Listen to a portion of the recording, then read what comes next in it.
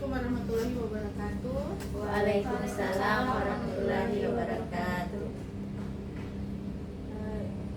Ibu-ibu sekalian, pada hari ini kita akan melakukan inquiry kolaboratif untuk persiapan implementasi pembelajaran mendalam pada siklus 2. Kita kemarin sudah melakukan inquiry kolaboratif bersama dengan rekan pelatihan di sekolah kita masing-masing, dan kita juga sudah melakukan implementasi pembelajaran mendalam pada siklus 1. Pada siklus 1 kemarin ada tantangan yang saya hadapi, yaitu ada beberapa hal. Yang pertama, murid sulit memahami materi pelajaran. Yang kedua, murid tidak menyelesaikan tugas dengan baik. Yang ketiga, murid sering diam saat diskusi. Keempat, murid sering mengucapkan kata-kata kasar. Dan setelah saya melakukan inquiry kolaboratif dengan rekan saya di sekolah, saya sudah mendapatkan solusinya. Ada beberapa hal, dan kemudian saya sudah terapkan pada implementasi pembelajaran di siklus 1. Dan hasilnya pada siklus 1 kemarin itu belum terdapat perubahan perilaku secara signifikan, secara besar, tetapi sudah terdapat perubahan. Misalkan murid sulit dalam menyelesaikan tugas. Mereka sulit dalam menyelesaikan tugas itu karena mereka sulit dalam memahami. Jadi setelah saya melakukan strategi pembelajaran pada siklus 1 kemarin, yaitu pembelajaran berbasis masalah, mereka sudah sedikit mengalami perubahan, tapi hanya sedikit, ibu-ibu. Kemudian murid sering diam dalam diskusi, itu juga sudah mengalami perubahan, tetapi mungkin belum besar. Masih terdapat murid yang malu-malu dan lain sebagainya. Kemudian murid sering mengucapkan kata-kata kasar. Itu saya berusaha sampai sekarang untuk membiasakan mereka berperilaku baik, melakukan budaya positif di sekolah, dan sampai sekarang masih dalam proses. Mungkin itu tantangan yang saya hadapi. Kira-kira dari teman lain, saya persilakan untuk mengutarakan tantangan apa saja yang dihadapi di sekolah atau kelas masing-masing. Dipersilakan kepada Ibu Fadila. Terima kasih atas kesempatan yang diberikan kepada saya. Di sini saya langsung saja ya, ibu-ibu. Mungkin masalah yang saya dapati di sekolah juga sama dengan yang dihadapi oleh Ibu Ririn, sama persis. Jadi di sini saya langsung saja ingin meminta solusi, tanggapan dari ibu-ibu sekalian. Ya, silakan. Baik, terima kasih atas kesempatan yang diberikan. Setelah mendengarkan yang dipaparkan oleh Ibu Ririn tadi, sepertinya setiap sekolah ini hampir sama-sama saja masalah yang dihadapi dalam memberikan pembelajaran kepada anak-anak ini. Kalau saya sendiri di SD 20 Sari, ada siswa yang seperti itu, seperti misalnya dalam menerima pembelajaran tidak serius, hanya sering mengganggu teman. Yang saya lakukan di sekolah saya yaitu ini siswa saya pindahkan tempat duduknya supaya dia akan merubah apa yang tidak disuruh laksanakan itu. Berikut untuk pembelajarannya yang seperti yang termasuk pembelajaran mendalam. Setelah saya melakukan hal seperti dalam pembelajaran, sepertinya sudah ada perubahan sedikit dari sikap maupun pengetahuan anak-anak itu sendiri. Dari yang tidak aktif seperti dalam kelompok diskusi, sepertinya sudah mulai aktif. Demikian kalau di sekolah saya. Kalau Ibu Dewi, Mungkin saya sedikit menambahkan untuk kasus-kasus yang terjadi di sekolah ibu-ibu tadi yang sudah dipaparkan. Mungkin kalau untuk anak-anak yang kurang memahami pembelajaran atau sulit menerima materi seperti itu, kita selain dari pihak sekolah, kita juga harus kerjasama dengan pihak orang tua seperti itu. Kita cari tahu dulu masalahnya dia, siapa tahu ternyata ada hal-hal yang mengganggu dia dalam belajar. Mungkin di rumah dia tidak dipantau, ada masalah keluarga seperti itu, sehingga terbawa sampai di sekolah. Jadi kita kerjasama dengan orang tua seperti itu. Terus kemudian untuk anak-anak yang sering mengganggu teman, nah mungkin kita juga sering melakukan namanya kan kesepakatan kelas ya. Kita membudayakan budaya positif dengan kesepakatan kelas. Kalau yang saya lakukan di kelas saya, khususnya di kelas 6, setelah kita membuat kesepakatan kelas, saya memberlakukan sistem poin. Jadi setiap anak melakukan suatu pelanggaran yang sudah disepakati, dia akan mendapatkan poin. Nah, apabila mencapai poin tertentu yang disepakati, akan mengundang orang tua. Jadi seperti itu. Misalnya kita sepakat kalau sudah mencapai poin 20, ibu akan memanggil orang tua kalian ke sekolah. Ibu akan surati orang tua kalian ke sekolah. Ibu akan sampaikan apa-apa pelanggaran-pelanggaran yang sudah dilakukan, yang tidak sesuai dengan kesepakatan kelas yang sudah dilaksanakan. Nah, itu mereka akhirnya punya sedikit rasa takut untuk melakukan hal-hal yang tadi. Ibu jangan, ibu saya takut, jangan bilang saya ke mama. Iya, berarti kita sepakati apa yang sudah kita atur bersama di kelas ini seperti itu, dan itu lumayan cukup efektif. Biasanya yang terutama itu kadang kehadiran. Nah, kehadiran, terus juga tidak mengerjakan PR. Nah, itu ada poinnya. Jadi setiap mereka melakukan pelanggaran yang sudah kita sepakati di kelas, dia akan dapat poin, dan saat mencapai poin tertentu itu akan ada hukumannya, dan hukuman itu juga sudah kita sepakati di kelas seperti itu. Mungkin cuma itu dari saya. Oh ya, terima kasih.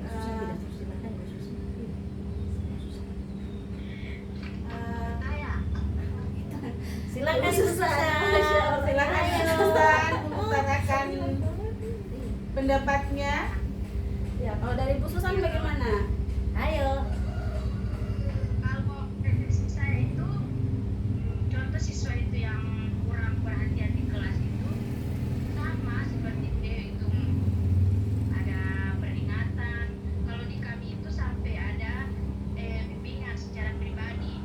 Kalau di kami, tapi ada salah satu kelas saya itu walaupun sudah dilakukan bimbingan secara pribadi oleh saya bergantikan guru yang membimbing, masih saja tetap sama, tidak ada peningkatan. Tapi kalau dalam pembelajaran itu dia contohnya beda-beda mata pelajaran. Yang satu dia sangat, contoh saya kemarin itu pada siklus 1 itu saya mengajar tentang pendidikan Pancasila. Di situ dia antusias dalam belajar karena menurut dia mungkin materi pendidikan Pancasila itu masih bisa bisa dipikirkan mungkin. Tapi kalau dalam materi lain itu sering mengantuk ibu. Minum kopi. Walaupun contoh kalau dia mulai mengantuk, saya panggil lagi namanya, saya arahkan lagi dia. Walaupun saya berikan pertanyaan yang semudah mungkin, tapi dia sudah tidak mau merespon karena mungkin mata pelajaran itu tidak disukai, atau menurut teman-teman apa yang harus saya lakukan agar anak itu walaupun dia tidak suka dengan mata pelajaran setidaknya ada hatinya untuk mau belajar seperti itu. Ini Bu Susan, kebetulan kalau kasus seperti itu saya pernah di lulusan yang kemarin itu saya punya salah satu siswa laki-laki, dan dia selalu mengantuk di kelas. kalau misalnya ditinggal keluar kelas dia akan baguling di lantai. Ternyata setelah saya cari tahu Ibu Susan, dia itu sepulang sekolah itu aktivitasnya sangat padat. Dia membantu orang tuanya cari kayu bakar, ikut berkebun, seperti itu. Terus malamnya masih ambil air buat keperluan rumah. Nah, jadi dia kan ayahnya itu kan ditambang. Jadi kayak dia punya di rumah ada ibu dan adiknya yang masih kecil. Jadi kayak pekerjaan berat tuh akhirnya ke dia. Jadi mungkin itu karena dia kecapean juga di rumah gitu loh. Jadi mungkin itu lagi perhatian orang tuanya. Jadi kayak dia merasa di rumah dia capek. Jadi saat di sekolah itu dia waktunya buat istirahat. Begitu.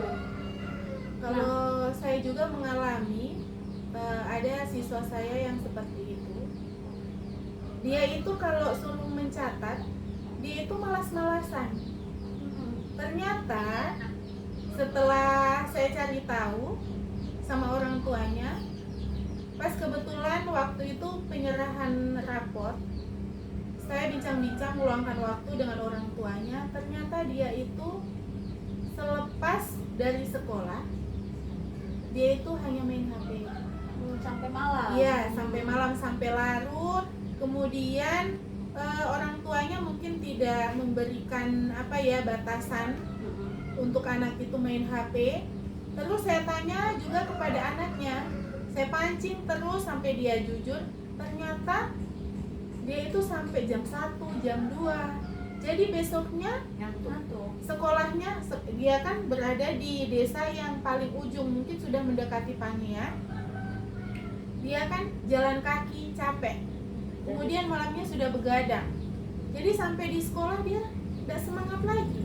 Kemudian dari 16 orang siswa itu kebetulan dia itu yang nilainya paling rendah. Ternyata salah satu penyebabnya itu. Jadi saya undang orang tuanya, saya bincang-bincang, saya bilang tolong diperhatikan lagi, kalau boleh anak itu dibatasi main HP-nya.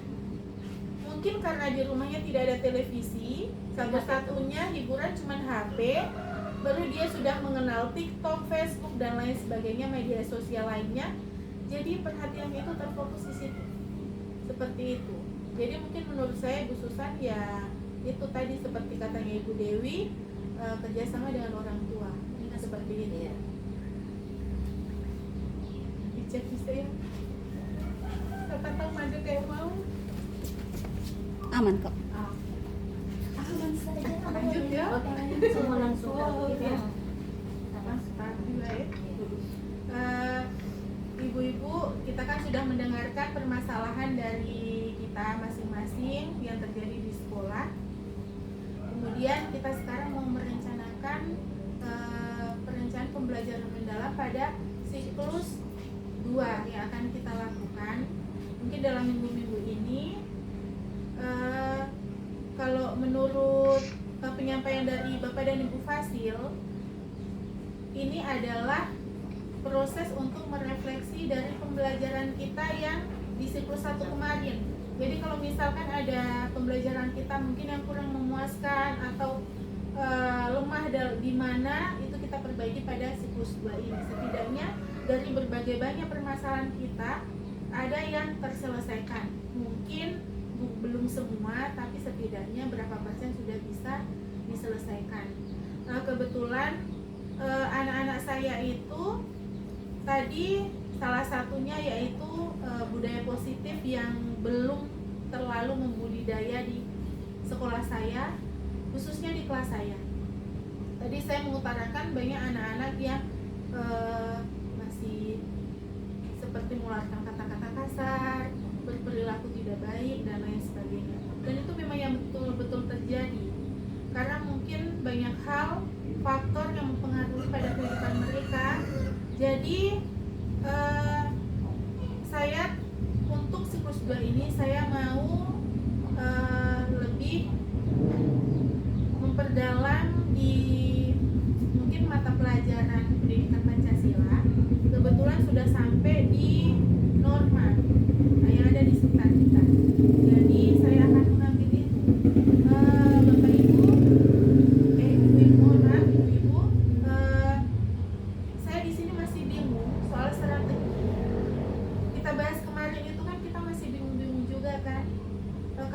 untuk kayak PBL di kelas saya mungkin anak-anak belum mampu. Jadi rencana saya mau di cooperative learning. Jadi mungkin itu agak bagaimana ya, mungkin lebih ringan daripada PBL, PJBL atau yang lainnya. Kalau menurut ibu-ibu semua, kira-kira strategi itu cocok atau tidak? Mungkin saya mau mendengarkan saran atau masukan dari teman-teman. Kira-kira mungkin ada yang lebih mendalami dalam strategi pembelajaran. Persilahkan. Mungkin sebelumnya bisa Ibu Ririn jabarkan dulu rencananya mau dibuat seperti apa dulu alurnya, seperti itu sebelum. Iya. Pada kegiatan awal kan di sini tentang norma. Norma itu kan sama dengan aturan yang mengikatkan. Kemudian, iya, di situ saya akan melakukan permainan. Kan kita kan kalau misalkan dalam kehidupan sehari-hari kita biasa berkendara dengan kendaraan bermotor, kita kan ada namanya lampu lalu lintas.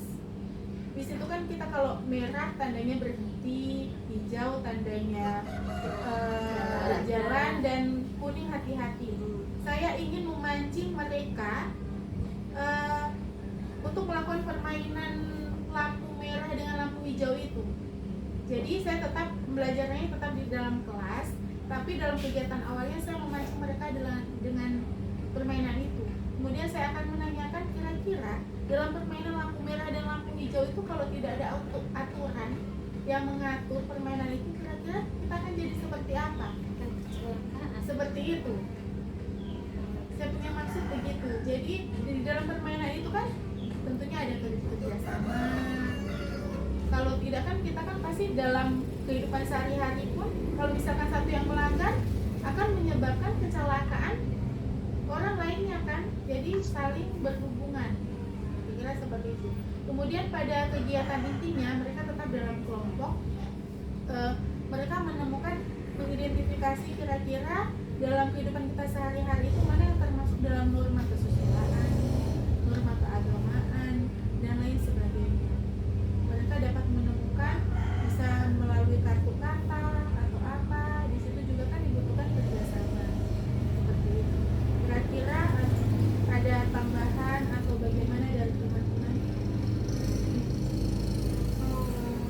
Kalau melihat sedikit penjelasan dari Ibu Ririn, sepertinya saya cenderung dengan strategi yang Ibu bilang tadi, cooperative learning itu tipe TGT, Team Games Turnamen. Nah, jadi kan dia anak-anak dibentuk kelompok, terus kita buatkan permainan. Nah, di situ mereka ada namanya turnamen, berarti ada apa namanya? Bukan umpan balik, persaingannya itu. Iya, Misalnya kalau pakai kartu kata tadi mau kita sajikan misalnya soal, nah itu pakai turnamennya, pakai cepet-cepetan. Itu bisa ada persaingan antara kelompok satu dan kelompok lain seperti itu. Ini itu lebih cocoknya. Itu derajat juga ya yang lain. TGT, Team Games Turnamen. Tuh. Oke. Kalau menurut Ibu Susan bagaimana?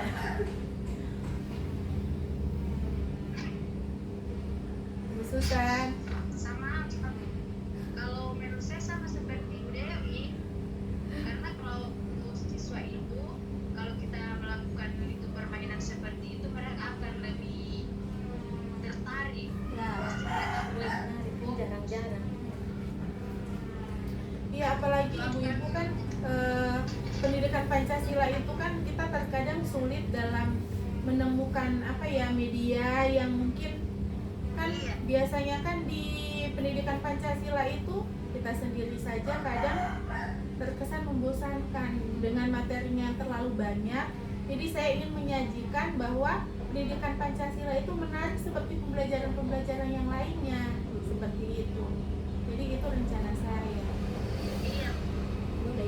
Iya, memang harus seperti itu karena pengalaman saya kemarin itu kan pendidikan Pancasila itu kan tentang itu norma dan adil. Tapi kalau kemarin saya itu kan saya cuma menjelaskan dan kemudian memberikan contoh sanksi, tapi mereka tidak bermain peran seperti yang akan Ibu Ririn lakukan. Kalau mereka lebih bermain peran, maka mereka situ akan lebih pemikiran mereka itu akan lebih terarah lagi.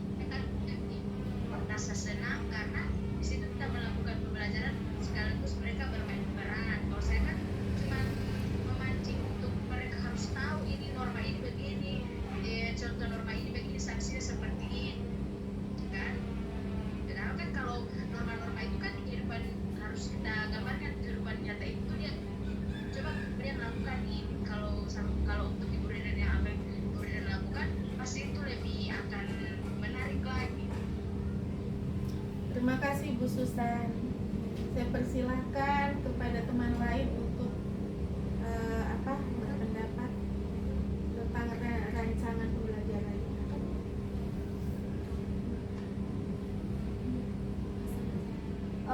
Mungkin saya boleh ya? Ya, silakan. Yang minggu-minggu kemarin setelah selesai melakukan ujian ke-1, saya tantangannya adalah ada beberapa anak itu yang cenderung tidak mau mengungkapkan pendapatnya.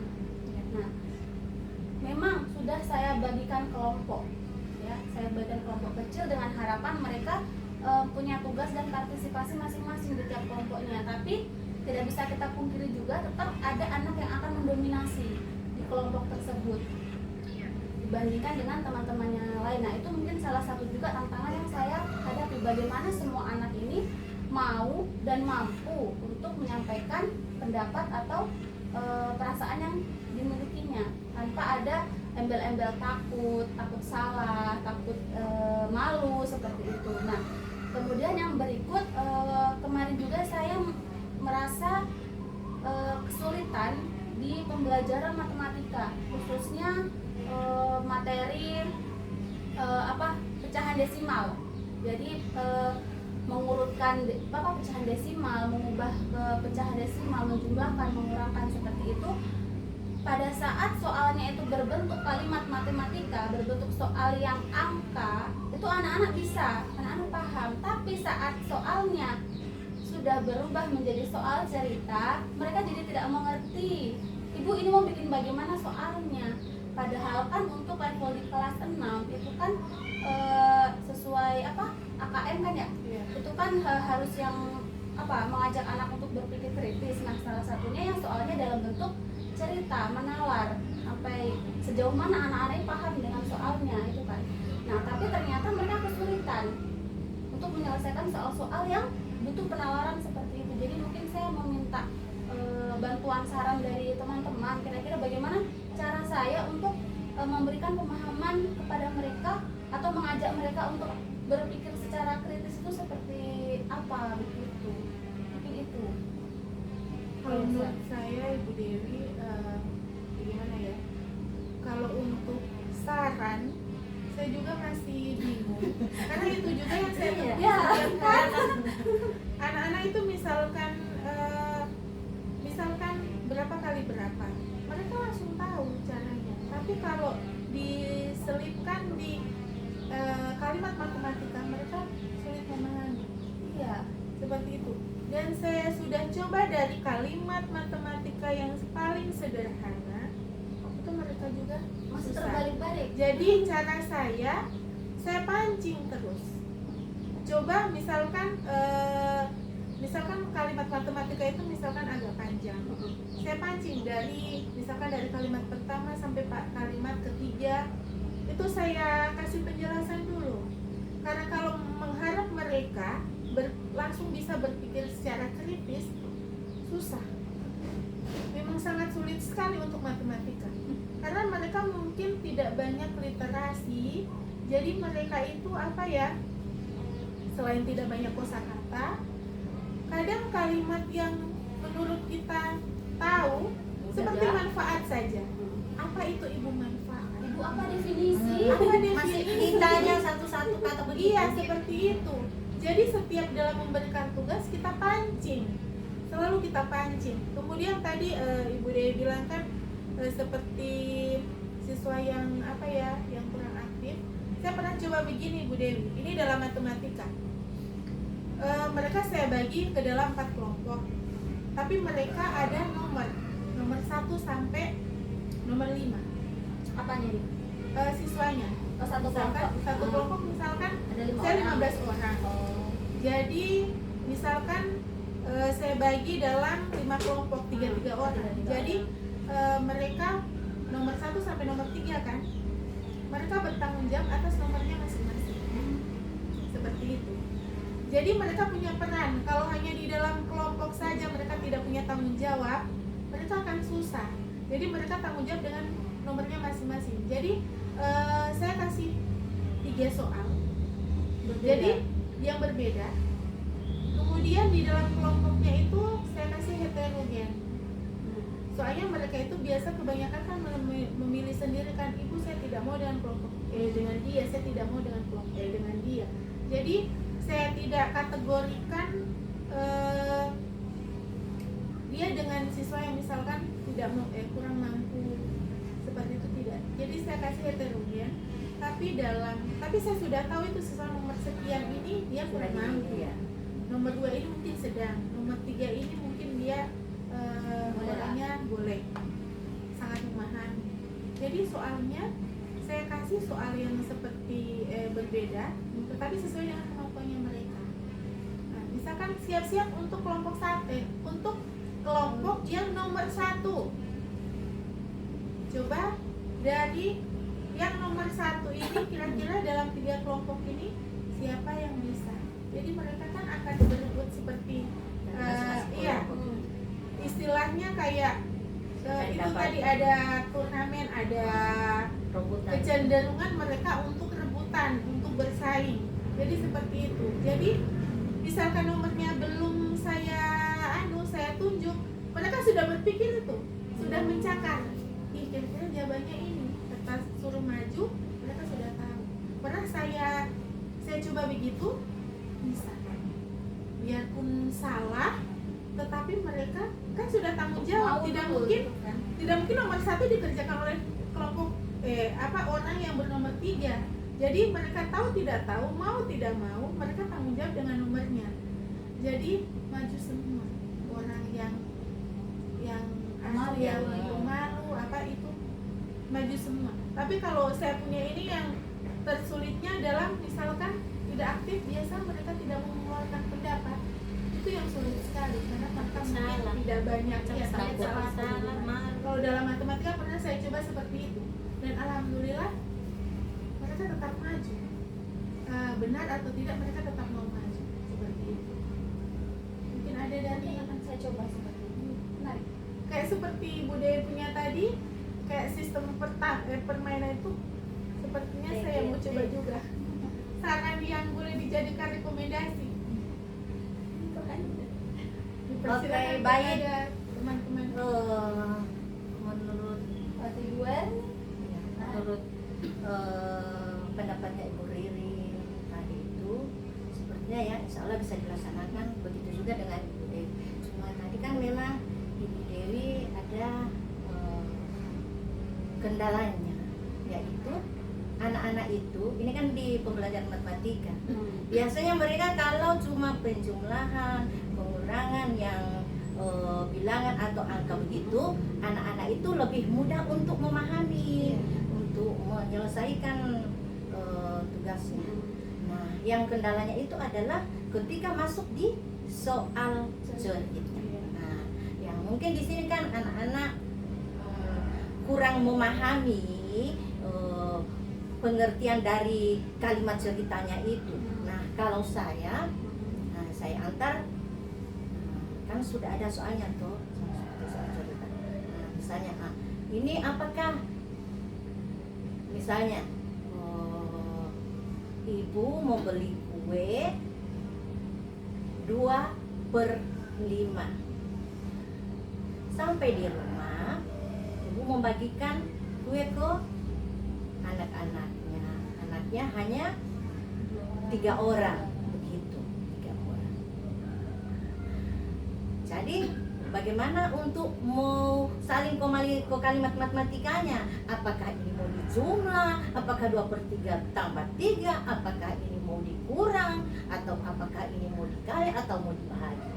Saya antar seperti itu, supaya mereka kan, kalau mereka cuma baca sendiri soalnya, mereka mungkin kan tidak paham ini mau diapakan, ini ceritanya ini mau dikemanakan ini, seperti itu. Jadi cuma saya juga memang untuk rencana untuk ke pembelajaran ini saya juga mengambil pembelajaran matematika, karena kalau yang kemarin itu saya kan mengambil pembelajaran IPAS. Nah ini saya mau coba pembelajaran matematika karena dari zaman kita dulu masih sekolah biasanya anak-anak itu kan takut dengan pembelajaran matematika. Iya. Saya juga takut ya, matematika. Makanya Bukan lagi saya matematika ibu anak-anak dulu. Matematika. nah matematian katanya. Makanya saya mau coba itu untuk pembelajaran matematika untuk siklus 2 ini. Cuma memang juga kendala di saya itu anak-anak yang di saya kan bilang untuk perkaliannya, karena memang dari dasarnya dari kelas bawahnya itu kalau sekarang ini kan sudah tidak diizinkan untuk menghafal katanya. Iya. Nah sementara kan sudah siswa kelas 6, kalau dikasih tugas seperti itu, misalnya 2 kali 3, ini anak-anak masih wajar menghitung di tangan 2 kali 3. Tetapi kalau perkaliannya sudah puluhan, nah saya lihat sudah sampai begini, angkat tangan dengan kaki. Nah itu yang jadi kendala saya. Makanya saya tetap pandu untuk misalnya 3 kali 5 berarti 3 kali kita menjumlahkan 5, penjumlahan berulang. Demikian juga dengan pembagian. Kalau pembagian pengurangan berulang supaya tidak akan mengangkat jari dengan jari tangan, jangan dengan jari kaki. Seperti itu yang saya buat. Mungkin dari teman-teman kalau ada mengenai itu dulu mereka punya pemahaman di perkalian ini, karena ujung-ujungnya kelas 6 ini sudah mau ujian, baru lagi menghitungnya bukan lama di waktu gitu. Kalau ada dari teman-teman seperti apa? Hafal gitu. Iya.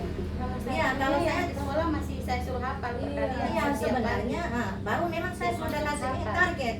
Nah, dari Kalau bulan tidak Juli, begitu, saya bilang dari bulan Juli sampai dengan Juli, Agustus, September, saya bilang masih boleh ini untuk supaya lebih membantu. Saya bilang lihat dulu di tabel. Insya Allah nanti bulan Oktober ini saya sudah mau coba mau kasih pertanyaan perkalian supaya tidak menghitung lagi kan kelamaan toh, tidak mau mulai perkalian. Nah, saya bilang nanti bulan Oktober ini saya akan begitu masuk apa perkalian ditanyakan dulu, mau pulang pembagian seperti itu yang saya. Karena kalau masih menghitung di jari ini, apalagi yang masih garis-garis buat pagar itu kan lama sekali menunggunya itu. Iya. Satu nomor selesai. Berapa jam? Oke, seperti itu dari saya. Iya, kalau saya ibu sampai sekarang tetap masih menghafal. Karena anak-anak itu pelajaran yang baru minggu kemarin saja mereka lupa. Iya. Apalagi pelajaran yang kelas 3 SD, kelas 5, kelas 4, pasti mereka lupa. Bahkan saya pernah ngomong sama anak-anak begini, kalian ini sepertinya guru-guru ini kayak apa ya, kayak pelajaran yang dikasih sama guru-guru ini kayak seperti tidak terserap, Tidak ada di pikiran tersimpan, tidak kalian. tersimpan. Kanan, Iya. tarik akhir. Karena apa ya, guru-guru itu sampai saya ini jujur pecahan saya sampai 3 kali pertemuan itu cuman menyamakan penyebut Iya, seperti itu. karena perkaliannya Lama tidak sekali. Karena Kan perkalian dari tidak kelas hafal. iya. Kalau perkalian 5 sampai 10 mungkin dengan jari boleh. Boleh. Tapi terus saya biasakan lagi pakai perkalian menghafal dengan perkalian bersusun. Iya. Karena kalau sudah ratusan, puluhan dengan puluhan itu kalau tidak bersusun susah. Dan anak-anak itu malas mencatat. Seperti itu. Jadi ya harus kita kalau saya berusaha tidak bosan-bosan untuk menyuruh anak. Kemudian mereka itu matematika sekarang tidak mau mereka membawa pensil. Iya, tetap polpen. Tetap Kalau polpen. salah coret-coret. Salah coret. Jadi saya bilang matematika wajib membawa pensil. Jadi wajib mencatat. Ada kalanya mereka malas mencatat. apalagi kalau mau kasih PR, orang semua mau cari yang di Di HP. Iya. Jadi so tidak ada itu langsung jawab. Caranya tidak ada. Saya bilang begini, pokoknya matematika tidak ada cara penyelesaiannya. Ibu tidak periksa. Iya. Karena cara Ada gimana? prosesnya. caranya dari mana? Apalagi misalkan sudah penjumlahan pecahan desimal dengan pecahan biasa dengan pecahan campuran, otomatis salah satu kan dirubah. Iya. Pengalaman saya punya siswa merubah pecahan campuran ke pecahan biasa saja, habis itu dijumlahkan, mereka sudah sulit untuk menjumlahkan. Padahal hanya merubah pecahan mereka sudah terkecoh. Jadi bagaimana ya? Mungkin butuh pengulangan yang berulang-ulang kali. Dan tidak cukup untuk 2 kali Iya, PP. tidak Mungkin cukup. satu lagi, kalau untuk matematika hindari menggunakan soal pilihan ganda sih. Tidak. Pokoknya saya punya gaya pilihan ganda, tetap saya ada prosesnya. Itu jangan cuma Kalau lingkar A, B. kalau pengalaman saya punya yang pilihan ganda Tetap malah sulit. orang lebih suka asal-asal. Iya, Ada tidak. orang bilang Karena tidak mana yang paling Saya ada prosesnya. Saya tidak mau nilai itu yang A, B, C, D-nya. Mana prosesnya? Dari mana dapat jawabannya? Kalau saya ibu, kalau untuk penilaian matematika, saya tidak menggunakan pilihan ganda. tidak Uraian, Langsung uraian saja, uraian uraian pilihan singkat. ganda. Nah kalau pilihan ganda mereka Cuma asal-asal orang nggak asal centang pilih jo Aceh nggak punya deh, punya aku. mungkin kalau ibu Fani bagaimana? Kalau saya ini insya Allah mau ambil yang siklus 2 itu, karena kemarin juga saya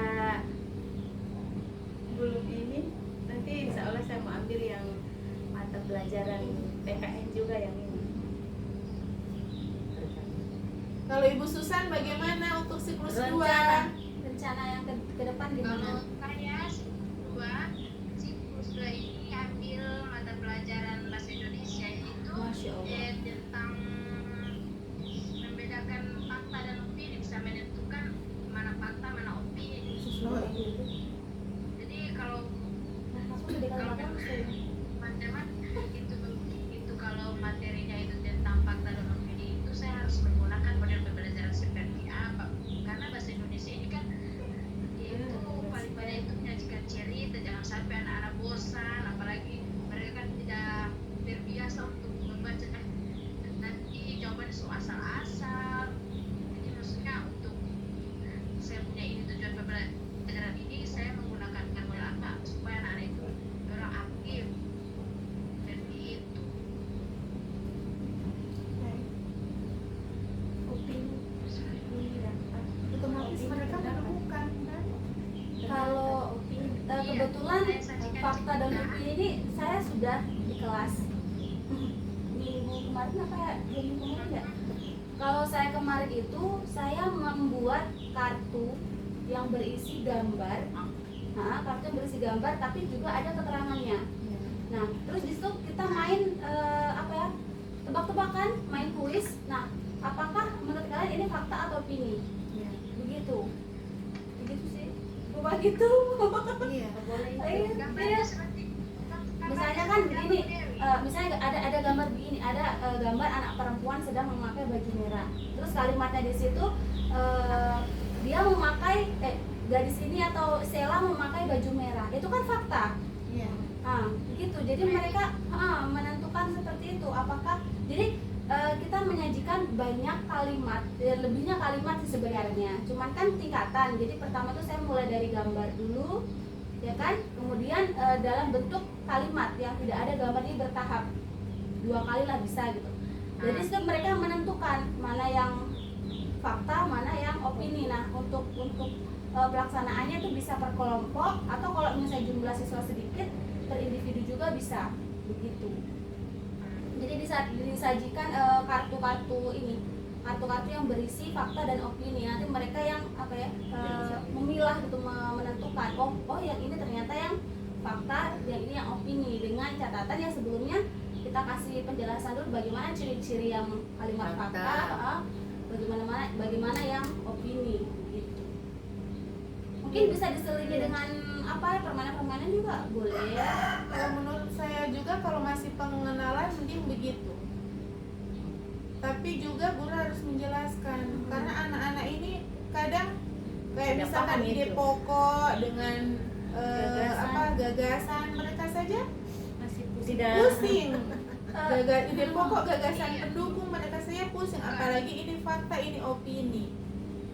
Cuma mungkin nanti Ibu Susan bakal punya kendalanya kalau fakta dan opini itu sudah dalam bentuk cerita. Iya. Misalnya ada cerita seseorang berkunjung ke suatu taman atau berkunjung ke kebun binatang.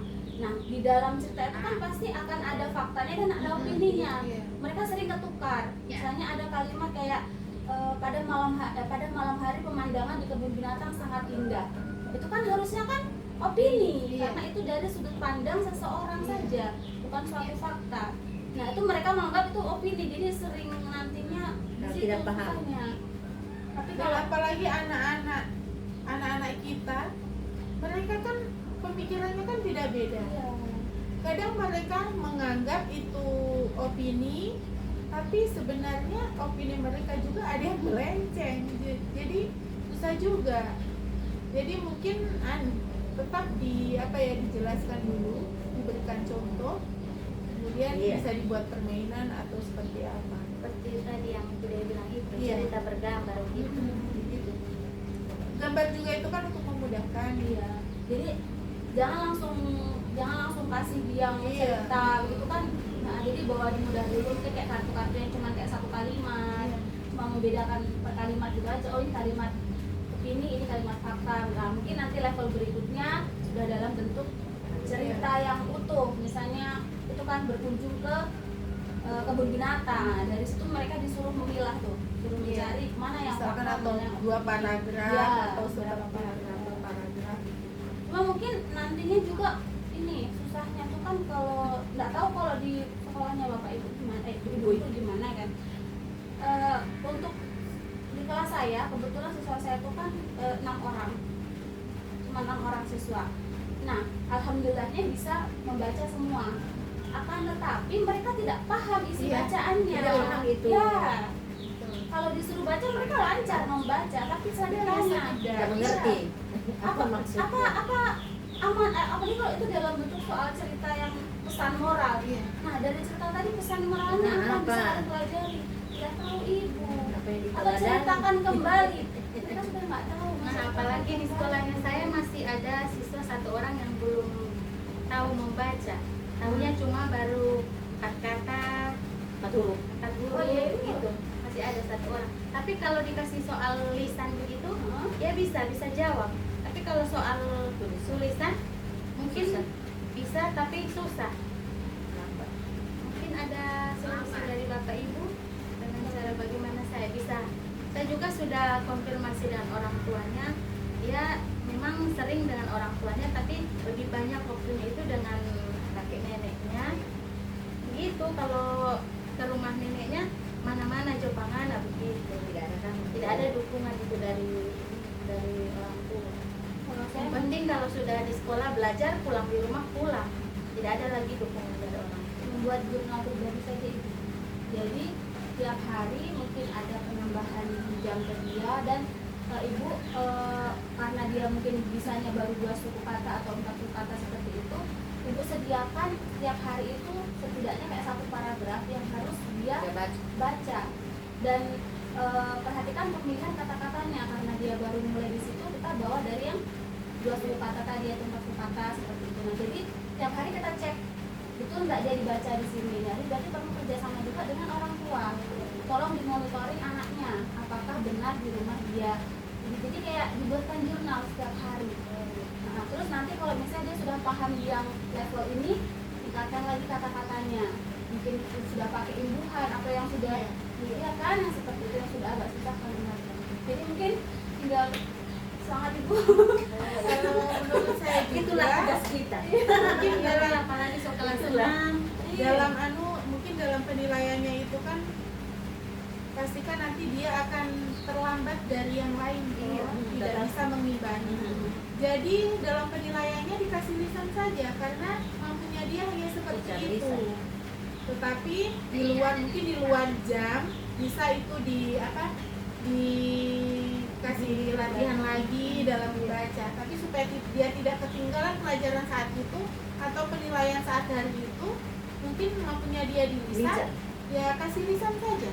Seenaknya gurunya saja. Jadi jangan dibuat susah. Jadi kalau siswanya boleh di lisan ya lisan saja, karena kalau kita menuntut dia harus mampu cepat menulis, dia pasti bakal akan ketinggalan dengan tetap ketinggalan teman-temannya. Dia juga akan tertekan kalau Iya, terlalu dia dipaksakan. tertekan juga.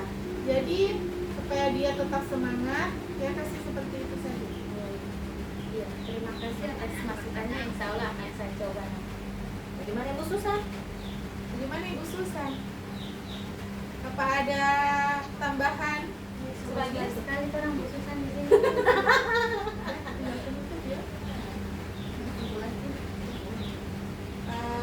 Terima kasih ya ibu-ibu semuanya, kita sudah berdiskusi mengenai tantangan apa saja yang sudah kita temui dan rencana-rencana maupun gagasan-gagasan yang timbul dari rencana yang akan kita laksanakan. Semoga kita bisa melaksanakan siklus 2 ini dengan baik.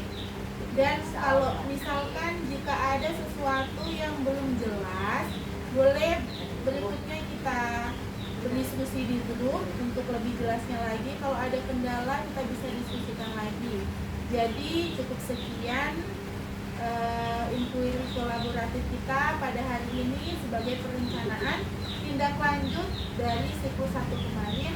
Semoga pelatihan kita bisa berjalan dengan lancar. Amin. Sampai Terima kasih atas waktunya. Wassalamualaikum warahmatullahi wabarakatuh. Waalaikumsalam warahmatullahi wabarakatuh.